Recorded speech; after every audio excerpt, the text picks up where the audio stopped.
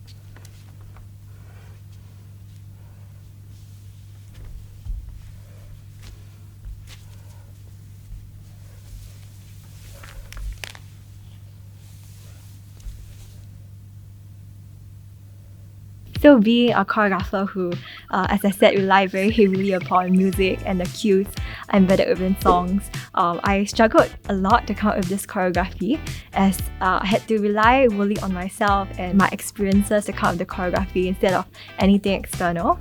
I think I'm someone who relies very heavily upon what feels the most natural to my own body, and my movement tends to revolve around spirals and waves and turns. Hence, I think in terms of nature, I also look very heavily towards water bodies to draw inspiration from. So I hope some of these can come out as you're watching the choreography that I produced. Hello Aaron and Daryl. I'm very happy to be able to create a choreography for you to put music to.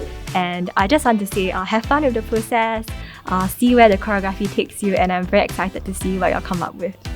Hi, I'm Daryl and this is Aaron, and we are from the Electronic Music Lab, or EML, in NUS. Well, let's just dive right into the process of music making. This is how the project file looks like. So I will divide them into 4 sections. Sound design, arrangement, mixing, and then finally mastering. Sound design, you can think of it as preparing all the ingredients you need before actually sitting down and then writing a full-length track. Think of it as if you're painting a picture, you need to prepare all the colors. Maybe you want orange, right? So you need to mix red and yellow, is that it? Yeah. Yes, red and yellow together. So basically preparing this collection of sounds which you can just drag and drop right into your project. When we first looked at Faye's track, there's this empty track and we wanted to put sound on it, right? That's the process. But it's a bit hard to convey information like this. It's a bit hard to concisely explain like shh and all that stuff. So what we did was we made a very simple kick and snare track, and then we just recorded ourselves making mouth noises over the track. So I can play how that sounds like right now. Wow. So this was Daryl's wow. I can play that again. It was just us sitting in front of the screen with Faye dancing and then just going like. It was kind of our reaction or interpretation of dance into sound, and we use those sounds as kind of a basis to build our track upon, so that we're not just creating from nothing. Whenever we had to go back to a specific point in time to reference Faye's dance, neither of us knew like the technical terms for dance movements, so we would just do things like, do you know that one, yeah.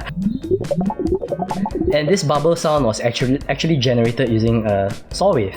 So this is how a sawtooth sounds like. If you pitch it down a few octaves, you start to get this very buzzy sound. Yeah, I thought it'd be kind of cool if I could capture certain frequencies and then just boost them. Right, so that's the bubble sound already, and it's just a lot of effects down the line to make it sound like this. Right, pretty cool, right? We begin to lay out the foundation by kind of putting kick drums, for example, on big movements. Because of the kind of freeform nature of the dance, it made for a lot of interesting like grooves and patterns. Yeah. Because her movements weren't exactly on the grid, right? It's not exactly to the beat. Haha. So we had to shift the kicks and snares, like the heavy hitting drum hits, like slightly back, and this gave for a very swingy, like groovy feel. There's this one kick drum which is just slightly off, and this gave for a very nice like triplet vibe to it. That basically like generated the idea behind the second section, which is, I want a triplet like kind of groove. We kind of wanted to have a clear storyline, a setup, a build up, and then a climax. This helps like our ears to kind of follow it better, and it also makes like the emotions in the final product like more intense. So after we've put like all the sounds together and arranged them, we come to the third step of the process, which is mixing. Right? Mixing is kind of like a balancing act between the different tracks to make it sound good. So for example, if you're mixing a band, you have more points of reference, so you kind of have an idea of what a guitar sounds like or what a drum set sounds like. But when it's kind of like just a sawtooth that has been processed through the computer, you have to kind of use your ears a little bit more and spend a little bit more time like making sure that it sounds nice or to your liking. It's just hard to mix things which you don't really know how they're supposed to sound like. So after you're done mixing and your sound sounds nice, what you want to do is to master your track. And what mastering is to make sure your artwork basically sounds okay on as many systems as possible. Some of us like to listen to our music on laptop speakers, or some of us like to have our Audio Technicas or Sennheisers ready. In all these different conditions, your sound will resonate differently, and it's kind of the mastering engineer's job to make sure that all these different people get a relatively similar listening experience. Right, some parting words to Faye. I hope you enjoyed, at least for my part, the interpretation of your dance. Like, I hope I captured your movements well enough with all these sounds that I made. I think that we really had like a fun time interpreting your dance. And I hope that it was like an inspiring process for you as it was for us, especially when you react to the track that is put together. Yeah.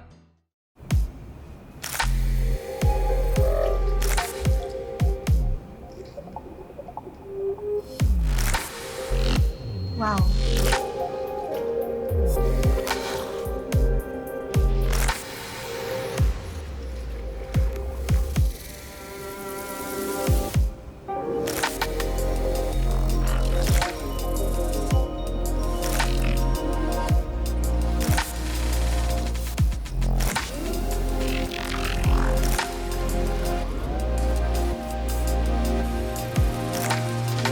I like how it crescendos.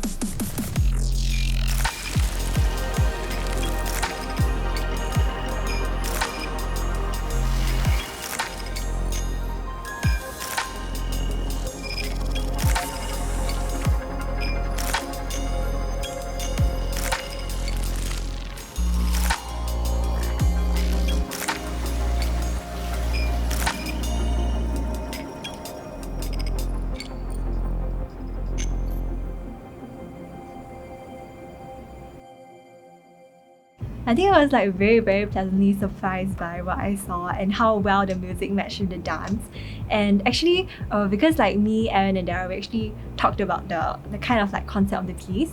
And it was after I choreographed, so like it was in retrospect. So I told them like the piece was a bit about like movement and how one movement would lead into the other, and the natural rhythms of the body, and like water and like rhythms. I came here actually with the expectation of something like very flowy, something related to water bodies and oceans. But when I watched the video, like an entirely different concept came to mind. I actually thought the music was very like extraterrestrial. It felt like I was like in outer space. And it also had a lot of like natural sounds like crickets like in the night. I was like kind of in a park, but at the same time like I was also like in outer space. This was a very interesting mix of sounds, and I thought it was very nice how the music matched very well to the movements. Like all the accents are caught very well, and we didn't discuss on a beat for me to dance to. So I was just dancing on my own accord to my own rhythm, but at the same time the music matched so well. So I'm really grateful and very happy to be able to work on this with the both of you. And thank you so much for making such a wonderful piece to my dance. We hope that you enjoyed today's episode of To The Beat. If you thought what you saw and heard today was interesting and would like to follow our dancer or music producer, here are their socials. To The Beat was produced by NUS Centre for the Arts as part of our ExxonMobil Campus Concerts series, or EMCC for short. Longing to see more? Stay tuned for our next episode. Keep tuning in to EMCC's virtual stage, but for now, this is Vivi signing off. Bye!